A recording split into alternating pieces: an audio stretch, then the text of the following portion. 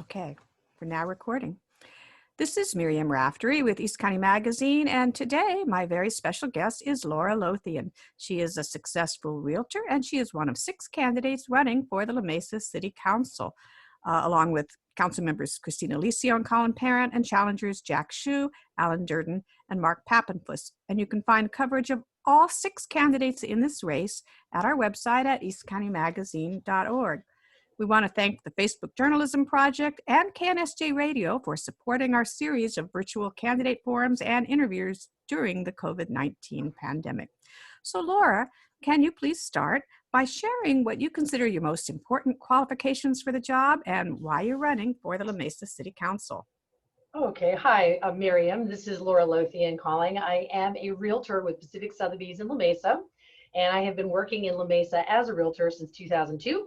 And my biggest qualification, I believe, for being a member of the City Council is I come from the business world. I think with a business perspective.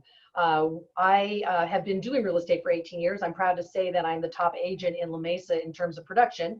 And I got there by working 7 days a week, 10 hours a day, being very good at marketing, creative, persuasive, listening to clients, caring about them. And because of the COVID, and what it's done to the business community, I feel like they really need a voice on the city council. From what I understand of the current council and the candidates, I seem to be the one with the strongest business background. Yeah, the businesses certainly have struggled in La Mesa for a long time between the streetscape improvements a couple of years ago and then the pandemic, and then of course the shutdowns for that and the riots. Can you give us some examples of some specific steps that you hope to take to reduce regulations, as you've indicated you would like to do, and to help La Mesa businesses recover and thrive in the future? Okay, good question.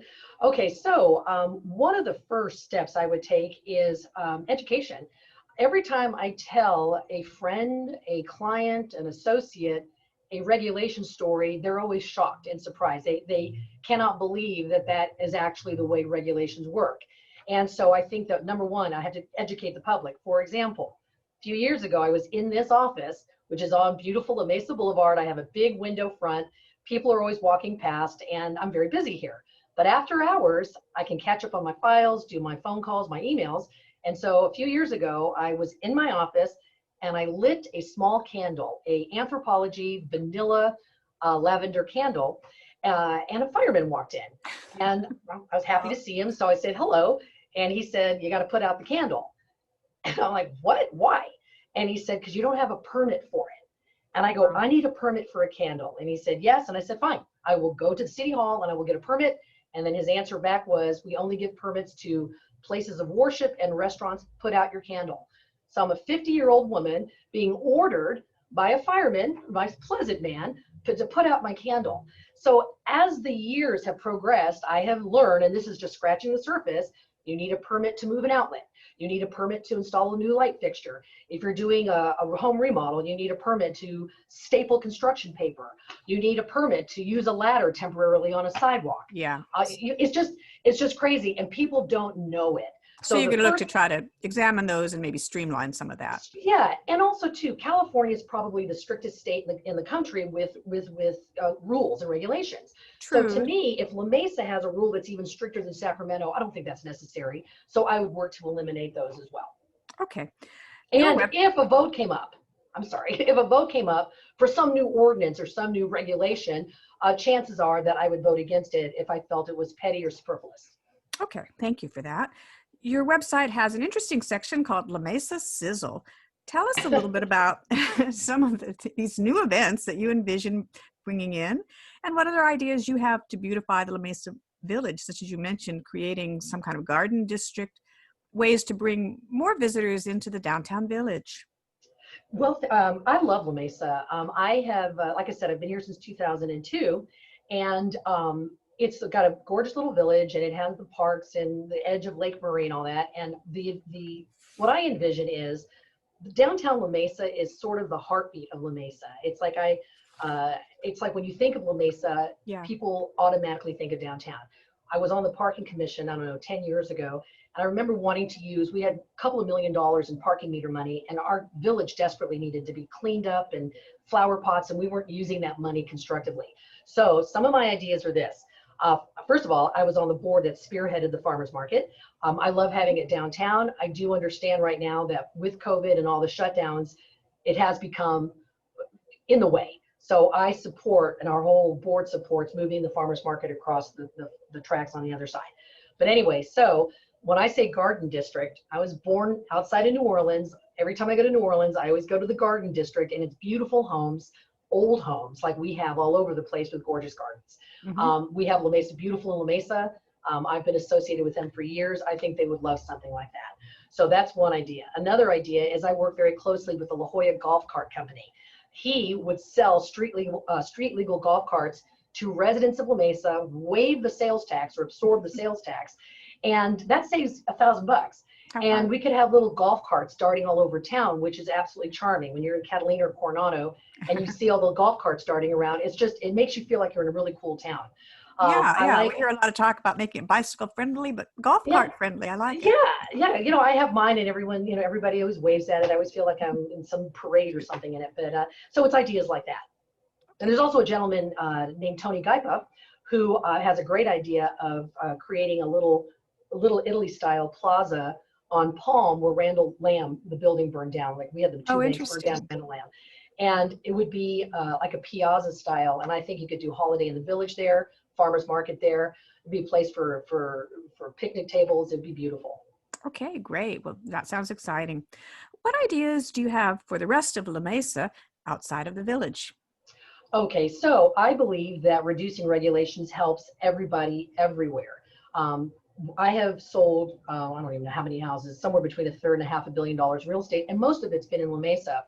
And I have one client, for example, complaining to me that she was building a 20 by 24 garage. No windows, no plumbing, a box. She would go to the planning department, there'd be a mistake on page 1, they would tell her to correct it, and then she'd go, well, can you see if page 2 looks good? And they go, nope, we don't want to look at page 2 until you fix page 1. She leaves, she goes, fixes page 1, comes back, they look at page 2, there's a mistake, they won't look at page 3 until she's fixed page 2, making her go back and forth 10 times. She said while she was going back repeatedly, she ran into someone who said they had been back and forth 100 times. I don't know if that's exaggeration, but the point is, anybody remodeling a house anywhere, it's in California, but also in La Mesa, especially La Mesa, they go through so much hurdles and expense. I remember selling a house in La Mesa where the deck was half built, and I asked my client, can you finish it? It would be better for selling it. And he goes, I spent so much money on the paper, I ran out of money for the labor. So, or the lumber. And so my feeling is I would want to cut regulations for all the people that are trying to beautify their homes anywhere in La Mesa. And anything you do for businesses in the village would apply to businesses all over La Mesa. Okay. La Mesa has been the target of protests repeatedly over police actions locally and nationally, and racial justice issues. And of course, they suffered that devastating riot and looting in late May. Your website mentions you support the La Mesa Police, the Blue Line concept. Can you share, please, also what you believe should be done, if anything, to address the concerns over racial justice and police actions in an increasingly diverse population, but also to improve the city's response to emergencies and be sure that police are able to protect public safety and hopefully avoid future riots? Well, that's key what you said is we've given our police the responsibility to protect our persons and our properties. I was here for the May 30th riots. I was here all day when it was peaceful, and then I was here until I left before 9 o'clock, so it's, I don't know, 8:30, and it was dark, it was dangerous, there was smoke and fire, people were throwing Molotov cocktails, rocks, and our police were overwhelmed for sure. I know we weren't expecting that. The next morning I showed up here and buildings were still burning. And so I think that our police did everything they could. I don't think they were expecting the riots to happen the way they did. And I've been reading on other candidates' websites, and of course the City of La Mesa's website, how they're trying to create a citizens oversight committee. And I don't think that's the right way to go, because I would never try to judge a person's behavior if I haven't walked in their shoes. So if there was ever to be a citizens oversight committee, I would want it to be manned by maybe former police or former prosecutors. But I wouldn't want to be on a committee overlooking your writing. I wouldn't want you on a committee overlooking my real estate. So I don't think that's the right way to go. And I think our police do a great, I think they're friendly, and I think they do a great job. And I do know the two specific cases that caused all the problems. And I watched the videos, and I believe our LMPD behaved patiently and responsibly. Interesting. Okay, so there's basically, you don't have any specific ideas to address concerns about racial inequity or inequality? Well, it's not so much I don't have any specific ideas for racial inequality. My point is like, well, the Amory Johnson incident, that was triggered by an ordinance that the city council voted 5-0 in the beginning of the year, the smoking ban ordinance. Mm-hmm. And I was there, and I remember thinking to myself, this can't possibly end well, because either a police officer is going to go to someone smoking and tell them to put out a cigarette, and the person will resent it, or the person's going to resist it. And that's exactly what happened. So we have a gentleman get off the trolley, the policeman comes over and hassles him about a cigarette. If we didn't have that ordinance, again, too many rules, too many regulations, too many ordinances, just too much government mandates in our everyday lives, that never would have happened. So yeah. I believe that our police should be used for, protecting the community, not for hassling people, which means we should not have those kind of ordinances. So yeah, I feel like if he never would have hassled the guy if we didn't have that ordinance. Yeah. I've got a question.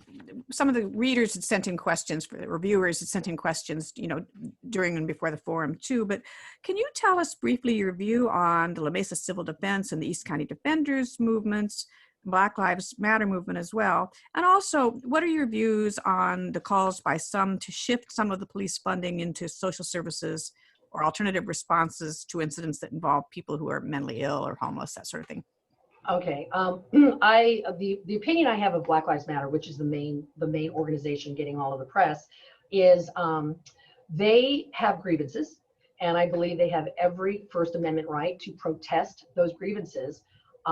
However, when they cross the line from protesting and it goes into burning and looting and throwing Molotov cocktails and vandalizing, all of a sudden your tactic has taken away your people that would be favorable to your argument. So I think anybody has a right to protest, and I support that. But I do not support the violence at all.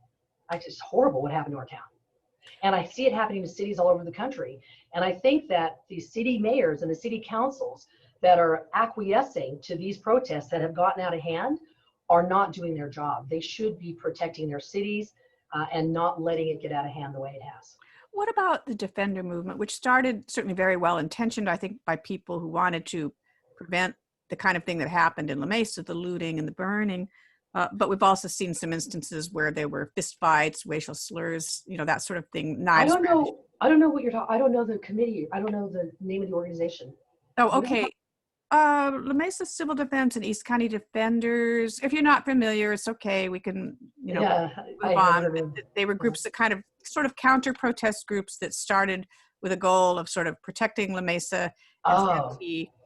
But there were some sort of racial white supremacist groups that showed up as part of that, and they were attacking people, and so it's been like, as with the protest movement, it's a combination of people who were well-intentioned and some extremists that came out and were marching up and down in La Mesa, not at the first protest, but at later ones with knives. I was at the last potential protest, which is about a month ago, and I did see the men, pickup trucks, American flags. So I think that's who you're referring to. Right. I think at least one was arrested for going in and, Yeah. All I saw from the boulevard was their presence. And I feel like their presence did sort of tamper down potential violence and conflict. I definitely saw the protester types kind of running away. So that was the only observation. That's the only thing I know about them. Okay, let's move on and talk about housing. As a realtor, I'm sure you have ideas on this one. The housing shortage and homelessness are two key problems in our whole region. What steps would you support First, to address homelessness in La Mesa, and second, to balance the state requirements for more housing, especially affordable housing, versus the concerns we hear from some residents about wanting to make sure we retain the character of communities. Some people are worried about, high rises, and also Right. making sure there's enough parking for whatever gets built. Okay. All right. So homelessness, it's one of those problems that it's not solvable by a city.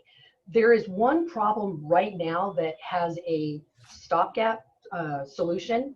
For example, in the alley across the street from me, there's a lot of homeless people who use the alley as a public bathroom. The business and building owners every day are shoveling human waste and spraying down human waste, and it's awful.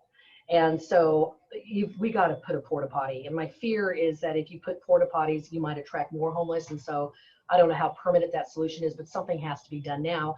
Plus, I mean, just for the human dignity, to use a bathroom out in the open street it's awful. And so Maybe what about a hand washing station with that, especially with the I think pandemic? some porta potties have those. They have them inside. So yeah, so that doesn't even touch what the real problem is.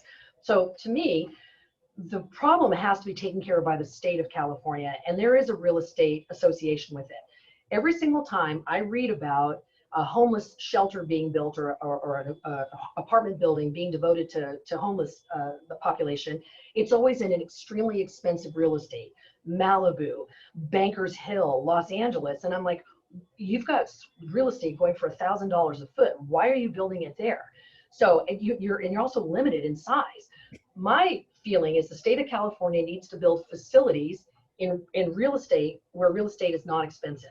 And I mean facilities that have medical care, job training, counseling, food, childcare. I mean, facilities that can help these people get off the street, but you have to simultaneously ban people living on the street. Because if you give a homeless person, hey, you get to live in San Diego, or you need to go to this facility, they're going to choose to stay on the streets in San Diego. So simultaneously, if you ban living on the streets while giving them the alternative of a facility where they could get protection from the outside elements, food, medical care, a bed, that's the only way. A city like no city can take care of this. Yeah, there's a court case now, I'm sure you're familiar with too, the precedent where you really can't just kick them off the street or arrest them. There's nowhere to go. It's not a shelter because, but if you have beds and shelters, then you can use the stick approach. Yeah. And put the beds and shelters in you can build a large facility if you're in a community, or, like if you're in more central or Eastern California where the real estate is much, much less.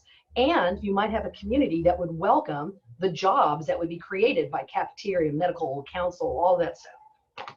Okay. And parking would never be a problem. No, that's okay. Let's talk about the pandemic and the impacts in La Mesa. Obviously, they've been severe. La Mesa did recently give out $1 million in CARES funding to businesses and another $600,000 to renters. And the application for the renter part actually had to close early because they were so overwhelmed with so many people who applied. So I would like to ask, it's kind of a two-part question. What are your budget priorities for the city if you're elected? And if there are any future rounds of relief funding for COVID, how would you prioritize, who would get that? I guess I'd also like to know, do you have ideas to increase revenues for the city? Yeah, see, that's everybody wants to spend it, but it is a little harder.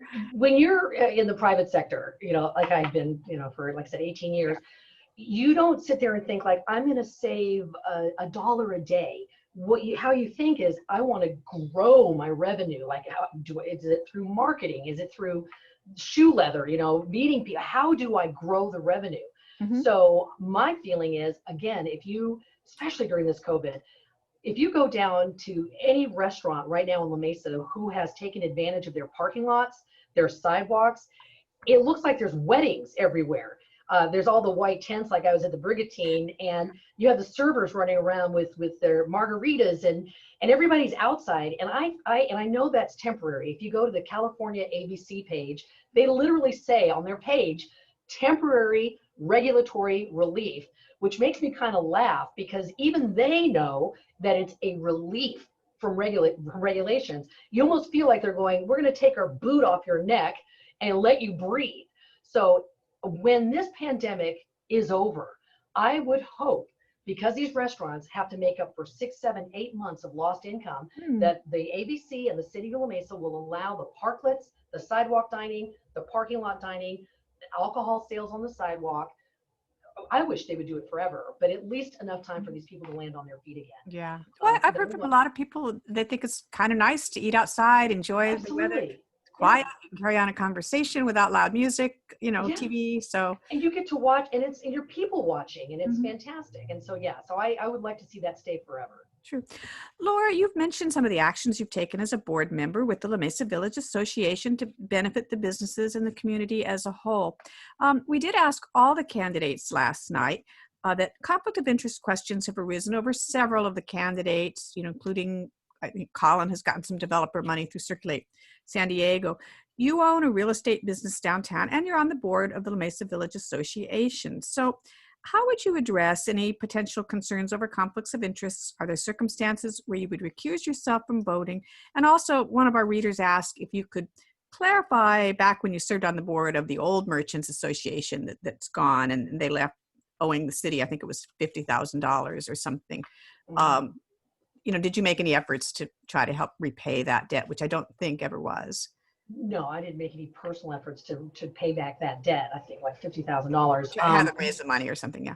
Yeah, from the old association, the city of La Mesa used to not charge for us to hold the events. Mhm. And then over the years, it went 50%, 100%, and it ended up costing so much money that we couldn't succeed. Plus, the one Oktoberfest where everything fell apart was the Oktoberfest where the city of La Mesa put a curfew. It not only was it 100 degrees that weekend, but they closed us down at 8 just as people were arriving. The whole thing was run. The whole thing was a giant mistake. And if we hadn't had that curfew, we would have not been able. We wouldn't have been in the hole. The new Merchant Association, was a lot more participation, and just a lot of fresh ideas, and everything they do is because they care about bringing business to the downtown area, but also to increase and enhance the reputation of all of Mesa. So I always tell everybody in real estate, the more successful our downtown is, the better our home values are, no matter where you are in La Mesa, because it enhances our entire reputation. Okay. And what about the conflict of interest question that was raised about when candidates should recuse from a vote? We had a city council member, Guy McWhirter, and he was on the Merchant Association. He would recuse himself when it was called for, and I would do the same thing. Okay, thank you. What are your views about funding the long promised new library? Should that be a priority? Understanding, of course, the times we're in. And if so, where do you think it could someday be located? I think we have a fantastic library now. It's big, it's beautiful, it's always populated by people enjoying it. When you have a budget shortfall, and we're really going to have one now with the loss of income from the COVID, it's just like any personal person does. Your first priorities is your roof over your head. So for us, it's safety and infrastructure, and things like they want to expand the park and bring pickleball, which I love pickleball. I play every day. Mhm. But those are wish list things. Right now, you got to care about your budget, and if you've got a library that's functioning fine, then just leave it be until you have, excessive funds, and then you can start doing the projects that you want to do. So there's needs and there's wants. Our Yeah. needs are infrastructure and security. Okay. What endorsements are you most proud of? Okay, well, I am very glad that I have the unanimous endorsement from the Republican Party of San Diego County. I am very proud that I have the endorsement of the Lincoln Club, which is a nonpartisan group, and Mhm. all they support are candidates that are going to help businesses thrive throughout the county. I just found out yesterday that I got endorsed by Carl DeMaio. I admire that man. He is so smart. I've always had great ideas for the state of California. So those are the ones. Now this weekend, I'm devoting my entire weekend to going to businesses all over the city with my new La Mesa Courier article about me being pro-business and my card. And I will be looking for endorsements from La Mesa businesses. Okay. And where can people find more information about you, Laura? What is your website or Facebook page or? My website, and it's lauraforlamesa.com. Okay, that's And easy I to do. update it. I'm on it every other day, And and I that's update it. Laura for those that are listening on radio and can't see her sign right behind her here on the video. Right there. There you go. Um, Laura, I'm going to let you have the final word today. Can you take a minute and just sum up anything else that you would like our viewers and listeners to know, and readers on the website to know about your candidacy for the La Mesa City Council? Well, Mary, first of all, thank you for having this interview, and I'm so sorry I couldn't make the Thursday forum last night. Yeah, I It, understand you had a pre-existing yeah, commitment that night. yeah, we were celebrating the close of a historic home, and they took us out to dinner. So anyway, I'd like to leave this Zoom interview with And a message. your volume, it sounds like got turned down a little. Can you just turn the volume up a little bit? Okay, let's Not sure see what where happened, but let's see where it would be. Can or- you? Is that better, Miriam? that's a little better. Yeah. Okay. Oh, yeah, that's louder. I just want to leave with this message that I love this city, and I feel like a lot of people. I was born and raised here. Well, I chose it, and I've been here for 18 years, and I'm very proud of it. I'm very proud of the fact that I have sold more houses here than any other agent in the last 17, 18 years, and there's a reason for that. I'm a big cheerleader for La Mesa, and I just really think that our city council would benefit from having a business voice, someone that really understands the challenges of opening your doors and keeping them open.